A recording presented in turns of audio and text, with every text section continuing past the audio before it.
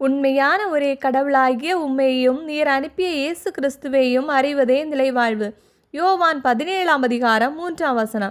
இந்திய இறைவார்த்தையோடு talk with God சொந்தங்கள் அத்தனை பேருக்கும் அன்பு வணக்கம். நான் உங்கள் ஷீபா ஜான். நான் இறையாசிரியருடன் சந்தோஷமா இருக்கிறேன். நீங்களும் சந்தோஷமா இருப்பீங்க அப்படின்னு நினைக்கிறேன். இவ்வுலகில் மனிதராய் பிறந்தவர்கள் அனைவரும் விரும்புவது நிலைவாழ்வு. எது நிலைவாழ்வு? உண்மையான ஒரே கடவுளாகிய ஆண்டவரையும் அவர் அனுப்பிய இயேசு கிறிஸ்துவையும் அறிவதே நிலைவாழ்வு. அத்தகைய நிலைவாழ்வை அடைய நாமும் முயற்சிப்போம். இறைவன் நம்மை நிறைவாக ஆசீர்வதிப்பாராக. குறிப்பாக இன்றைய நாளிலே பிறந்த நாள், திருமண நாள், பெயர் கொண்ட திருநாள் கொண்டாடுகின்ற அனைத்து மக்களையும் நாம் இறைவன் பாதத்திலே சமர்ப்பிப்போம். அவர்களுக்காக ஜெபிப்போம். இன்றைய நாளிலே அவர்கள் எடுக்கின்ற முயற்சிகள் ஒவ்வொன்றும் ஆசீர்வாதமாக அமையட்டும் என்று நாம் இறைவனை வேண்டுவோம். திருவிவிலியம் எழுதுதல் நாள் 87. லேவியர் 13 எழுதி முடிச்சாச்சு. தொழுநோய் பற்றிய சட்டங்கள் என்ற தலைப்பிலே அதிகாரம் முழுவதும் கொடுக்கப்பட்டுள்ளது. சற்றலசுவோம் வாருங்கள். ஆண்டவர் மோசேயிடமும் ஆரோனிடமும் உரைத்தது. ஒருவர் உடலில் தோல் மீது தொழுநோய் போன்று ஏதேனும் தடிப்போ சொறிசிறங்கோ வெண்படலமோ தோன்ற அது தொழுநோய் என ஐயமுற்றால் அவர் குருவாகிய ஆரோனிடம் அல்லது குருக்களாகிய அவர் புதல்வரில் ஒருவரிடம் கொண்டு வரப்பட வேண்டும். அவர் உடலில் நோய் இருக்கும் இடத்தை குரு பார்த்து அந்த இடத்தில் ரோமம் வெண்மையாக மாறி நோயிருக்கும் பகுதி அவர் உடலுள்ள மற்ற தோற் பகுதிகளை விட குழிந்திருந்தால் அது தொழுநோய். அவரை பார்த்த குரு அவரை தீட்டுடையவர் என முடிவு செய்வான். அவர் உடலின் மேல் வெள்ளை படலம் இருந்தும் அந்த இடம் மற்ற பகுதிகளில் உள்ள தோலை விட குழிவாயிராமலும் அதன் மீதுள்ள ரோமம் வெண்மை ஆகாமலும் இருந்தால் குரு அவரை 7 நாள் அடைத்து வைப்பார். 7ஆம் நாள் அவரை பார்க்கும் போது நோய் பரவாமல் குறைந்திருந்தால் மீண்டும் 7 நாள் குரு அவரை அடைத்து வைப்பார். 7ஆம் நாளில் மீண்டும் அவரை அழைத்து பார்வையிடுவார். பரவாமல் குறைந்திருந்தால் அவர் தூய்மையானவர் என குரு தீர்ப்பு சொல்வார். அது சொறிச்சிறங்கு. அவர் தம் உடைகளை துவைக்க வேண்டும். அவர் தீட்டற்றவர் என அறிவிக்கப்பட்டவர் தம்மை குருவுக்கு காட்டிய பின் மறுபடியும் சொறிசிறங்கு அவர் உடலில் ஏற்பட்டால் அவர் தம்மை குருவிடம் காட்ட வேண்டும். மீண்டும் சொறிசிறங்கு அவர் உடலில் இருப்பதை குரு கண்டால் அவர் தீட்டுடையவர் என அறிவிப்பார். அது தொழுநோய். ஒரு மனிதர் தொழுநோயாளி எனில் அவர் குருவிடம் கொண்டு வரப்படுவார். தோலில் வெண்ணிற தடிப்பு இருந்து அது ரோமத்தை வெண்மையாக மாற்றி திறந்த புண்ணாயிற்று என குரு கணிப்பார். அது அவர் உடலில் நெடுநாளாயிருக்கும் தொழுநோய்.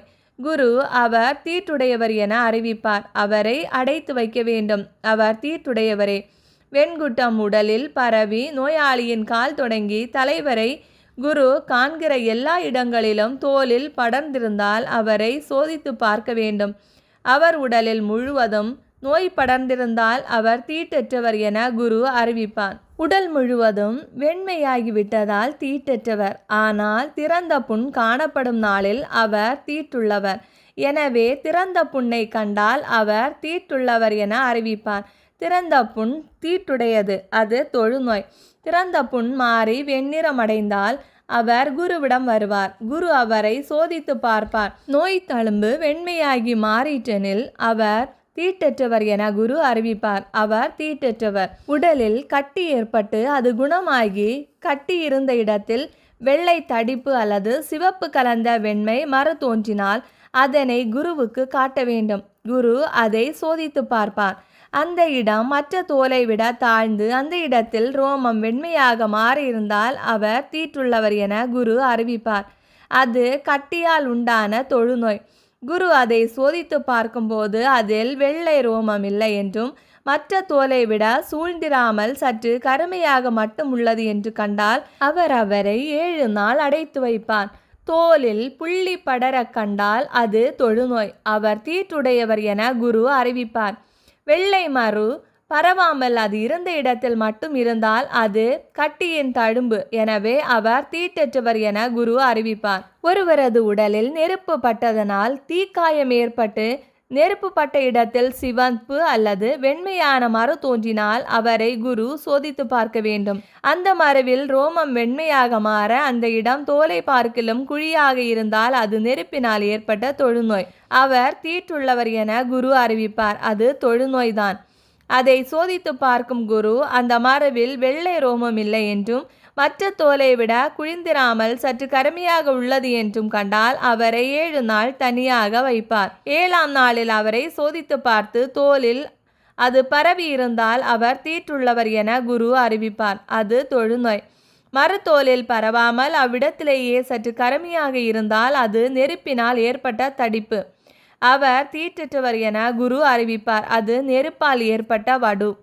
ஆணுக்கோ பெண்ணுக்கோ தலையிலோ தாடையிலோ நோய் ஏற்பட்டால் குரு அந்த நோயை சோதித்து பார்க்க வேண்டும். நோயுள்ள இடம் குழிவாயும் ரோமம் பொன்னிறமாகவும் குறைவாகவும் இருந்தால் தீட்டு என குரு அறிவிப்பார். அது தாடையிலோ தலையிலோ ஏற்படும் சொறி வகையான தொழுநோயாகும். குரு அதை சோதித்து பார்த்து அவ்விடத்தில் மற்ற தோலை விட குடிந்திராமல் கருப்பு ரோமம் இல்லை என்றால் குரு 7 நாள் அவரை தனியாக வைப்பார். 7ஆம் நாளில் அவரை குரு சோதித்து பார்ப்பார். அந்த சொறி படராமலும் அங்கு மஞ்சள் ரோமம் இல்லாமலும் மற்ற தோலை விட குடி இல்லாமலும் இருந்தால் அவர் சொறி இருக்கும் இடம் நீங்களாக மற்ற இடங்களை சிரைத்து கொள்வார். மீண்டும் குரு அவரை 7 நாள் தனியாக வைப்பார்.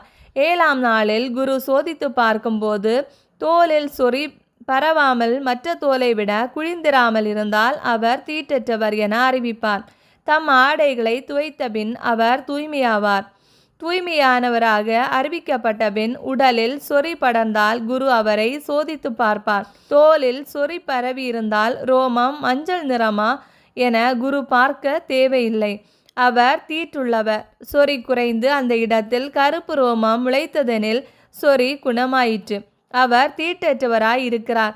அவர் தீட்டற்றவர் என குரு அறிவிப்பார். ஓர் ஆண் அல்லது பெண்ணின் உடலில் வெள்ளை புள்ளிகள் காணப்பட்டால் குரு சோதித்து பார்ப்பார். அவர்கள் மேல் தோலில் மங்கின வெண்ணிறத்தில் இருந்தால் அது தோலில் தோன்றுகின்ற வெள்ளை தேமல். அவர் தூய்மையானவர். தலைமுடி உதிர்ந்து ஒருவர் மொட்டையானால் அவர் தூய்மையானவர். முன்புற தலைமுடி உதிர்ந்து அரை மொட்டையானால் அவரும் தூய்மையானவர். மொட்டை தலையில் செந்நிறம் கலந்த வெண்மையான புண் உண்டானால் அது தொழுநோயின் தொடக்கம். குரு அவரை சோதித்து பார்ப்பார். அவரது மொட்டை தலையிலோ அரை மொட்டை தலையிலோ உடலின் தோலில் தோன்றும் தொழுநோய் போன்ற செந்நிறம் கலந்த வெண்மையான தடிப்பு இருந்தால் அவர் தொழுநோயாளி. அவர் தீட்டுள்ளவர் என குரு அறிவிப்பார். ஏனெனில் நோய் அவர் தலையில் உள்ளது. தொழுநோயால் பாதிக்கப்பட்டவர் கிழிந்த உடை அணிந்து தலை வாராமல் மேல் தட்டை மறைத்து கொண்டு தீட்டு தீட்டு என குரல் எழுப்ப வேண்டும். நோயுள்ள நாளெல்லாம் அவர் தீட்டுள்ளவர். எனவே தீட்டுள்ள அவர் பாளையத்துக்கு வெளியே தனியாக குடியிருப்பார். ஆட்டு ரோமம் அல்லது பஞ்சு நூலால் செய்யப்பட்ட உடையில் அல்லது பஞ்சு நூலும் ஆட்டு ரோமமும் சேர்த்து நெய்யும் பாவில் அல்லது ஊடு நூலில் அல்லது தோலாடையில் அல்லது தோலால் செய்யப்பட்ட எதிலும் தொழுநோயின் அடையாளம் தோன்றி உடையிலோ தோலாடையிலோ பாவிலோ ஊடு நூலிலோ தோல் அல்லது தோலினால் செய்யப்பட்ட எதிலாவது நோய் பச்சை அல்லது சிவப்பு நிறமாக காணப்பட்டால் அது தொழுநோய். குருவுக்கு அதை காட்ட வேண்டும். குரு அந்த நோயை சோதித்து பார்த்து நோய் தீண்டியவற்றை 7 நாள் தனியாக வைத்து 7ஆம் நாளில் அதை கவனிக்க வேண்டும். உடையிலோ பாவிலோ ஊடு நூலிலோ தோலாடையிலோ தோலால் செய்யப்பட்ட எதிலோ இருந்தால் அது வளரும் தொழுநோய்.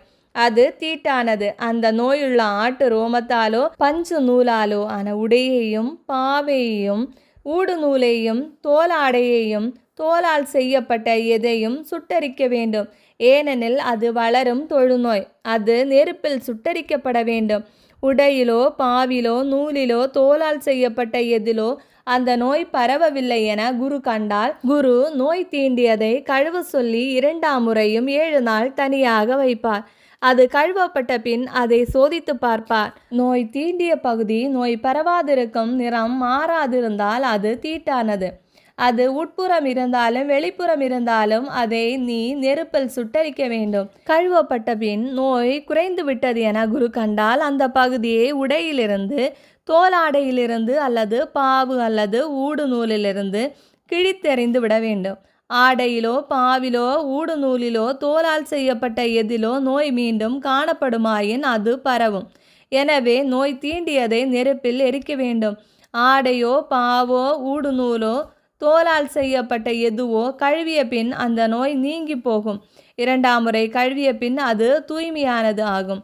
ஆட்டு ரோம உடை பஞ்சு நூல் உடை பாவு ஊடு நூல் தோலால் செய்யப்பட்ட பை ஆகியவற்றுள் எதுவும் தீட்டுடையதா தீட்டற்றதா என அறிவதற்கு தொழுநோய் பற்றிய சட்டம் இதுவே. இவ்வாறு லேவியர் 13ஆம் அதிகாரம் நிறைவு பெறுகிறது. மேலும் என்னென்ன சட்ட திட்டங்கள் பொறுத்திருந்து பார்ப்போம். இந்த வீடியோ பிடிச்சிருந்தா லைக் பண்ணுங்க, உங்க ஃப்ரெண்ட்ஸ் அண்ட் ஃபேமிலிக்கு ஷேர் பண்ணுங்க, உங்களுடைய கருத்துக்களை கமெண்ட்ல சொல்லுங்க. இறையோடு உறவாட எங்களோடு இருங்க. மீண்டும் சந்திப்போம். அன்புடன் உங்கள் ஷீபா ஜோன்.